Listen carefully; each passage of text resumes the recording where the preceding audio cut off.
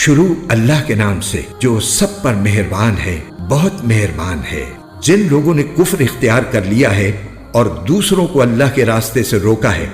اللہ نے ان کے اعمال اکارت کر دیے ہیں، اور جو لوگ ایمان لے آئے ہیں اور انہوں نے نیک عمل کیے ہیں اور ہر اس بات کو دل سے مانا ہے جو محمد صلی اللہ علیہ وسلم پر نازل کی گئی ہے، اور وہی حق ہے جو ان کے پروردگار کی طرف سے آیا ہے، اللہ نے ان کی برائیوں کو معاف کر دیا ہے اور ان کی حالت سنوار دی ہے۔ یہ اس لیے کہ جن لوگوں نے کفر اختیار کیا ہے وہ باطل کے پیچھے چلے ہیں، اور جو لوگ ایمان لائے ہیں وہ اس حق کے پیچھے چلے ہیں جو ان کے پروردگار کی طرف سے آیا ہے۔ اسی طرح اللہ لوگوں کو بتا رہا ہے کہ ان کے حالات کیا کیا ہیں، اور جب ان لوگوں سے تمہارا مقابلہ ہو جنہوں نے کفر اختیار کر رکھا ہے تو گردنیں مارو، یہاں تک کہ جب تم ان کی طاقت کچل چکے ہو تو مضبوطی سے گرفتار کر لو، پھر چاہے احسان کر کے چھوڑ دو یا فدیہ لے کر، یہاں تک کہ جنگ اپنے ہتھیار پھینک کر ختم ہو جائے۔ تمہیں تو یہی حکم ہے، اور اگر اللہ چاہتا تو خود ان سے انتقام لے لیتا، لیکن تمہیں یہ حکم اس لیے دیا ہے تاکہ تمہارا ایک دوسرے کے ذریعے امتحان لے۔ اور جو لوگ اللہ کے راستے میں قتل ہوئے، اللہ ان کے اعمال کو ہرگز اکارت نہیں کرے گا، وہ انہیں منزل تک پہنچا دے گا اور ان کی حالت سنوار دے گا،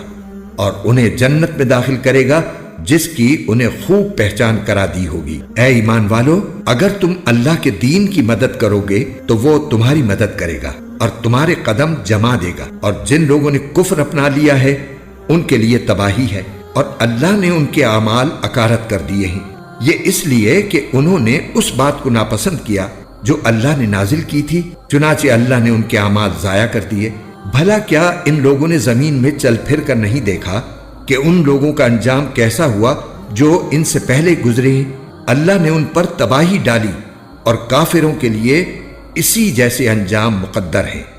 یہ اس لیے کہ اللہ ان لوگوں کا رکھوالا ہے جو ایمان لائیں، اور کافروں کا کوئی رکھوالا نہیں ہے۔ یقین رکھو کہ جو لوگ ایمان لائے ہیں اور انہوں نے نیک عمل کیے ہیں، اللہ ان کو ایسے باغات میں داخل کرے گا جن کے نیچے نہریں بہتی ہوں گی، اور جنہوں نے کفر اپنا لیا ہے وہ یہاں تو مزے اڑا رہے ہیں اور اس طرح کھا رہے ہیں جیسے چوپائے کھاتے ہیں، اور جہنم ان کا آخری ٹھکانہ ہے۔ اور کتنی بستیاں ہیں جو طاقت میں تمہاری اس بستی سے زیادہ مضبوط تھیں جس نے اے پیغمبر تمہیں نکالا ہے، ان سب کو ہم نے ہلاک کر دیا اور ان کا کوئی مددگار نہ ہوا۔ اب بتاؤ کہ جو لوگ اپنے پروردگار کی طرف سے ایک روشن راستے پر ہوں، کیا وہ ان جیسے ہو سکتے ہیں جن کی بدکاری ہی ان کے لیے خوشنما بنا دی گئی ہو اور وہ اپنی نفسانی خواہشات کے پیچھے چلتے ہوں؟ متقی لوگوں سے جس جنت کا وعدہ کیا گیا ہے اس کا حال یہ ہے کہ اس میں ایسے پانی کی نہریں ہیں جو خراب ہونے والا نہیں، ایسے دودھ کی نہریں ہیں جس کا ذائقہ نہیں بدلے گا، ایسی شراب کی نہریں ہیں جو پینے والوں کے لیے سراپا لذت ہوگی، اور ایسے شہد کی نہریں ہیں جو نتھرا ہوا ہوگا، اور ان جنتیوں کے لیے ہر قسم کے پھل ہوں گے اور ان کے پروردگار کی طرف سے مغفرت۔ کیا یہ لوگ ان جیسے ہو سکتے ہیں جو ہمیشہ دوزخ میں رہیں گے اور انہیں گرم پانی پلایا جائے گا، چنانچہ وہ ان کی آنتوں کو ٹکڑے ٹکڑے کر دے گا؟ اور اے پیغمبر، ان میں سے کچھ لوگ وہ ہیں جو تمہاری باتیں کانوں سے تو سنتے ہیں، لیکن جب تمہارے پاس سے نکل کر جاتے ہیں تو جنہیں علم عطا ہوا ہے ان سے پوچھتے ہیں کہ ابھی ابھی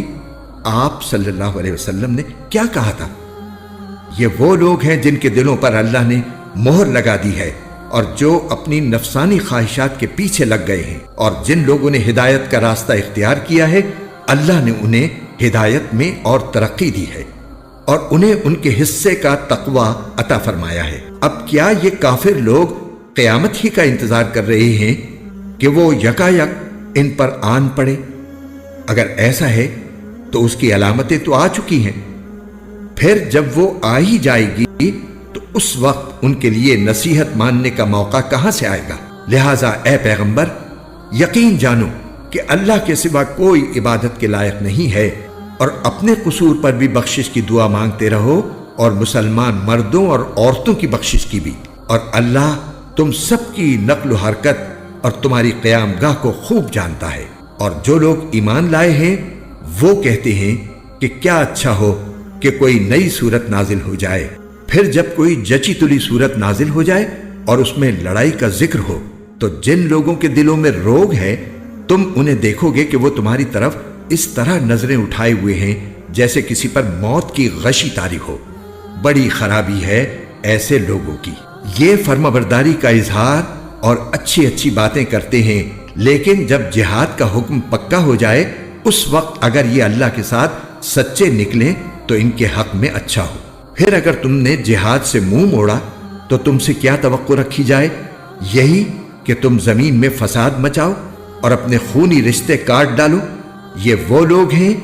جن کو اللہ نے اپنی رحمت سے دور کر دیا ہے، چنانچہ انہیں بہرا بنا دیا ہے اور ان کی آنکھیں اندھی کر دی ہیں۔ بھلا کیا یہ لوگ قرآن پر غور نہیں کرتے، یا دلوں پر وہ تالے پڑے ہوئے ہیں جو دلوں پر پڑا کرتے ہیں؟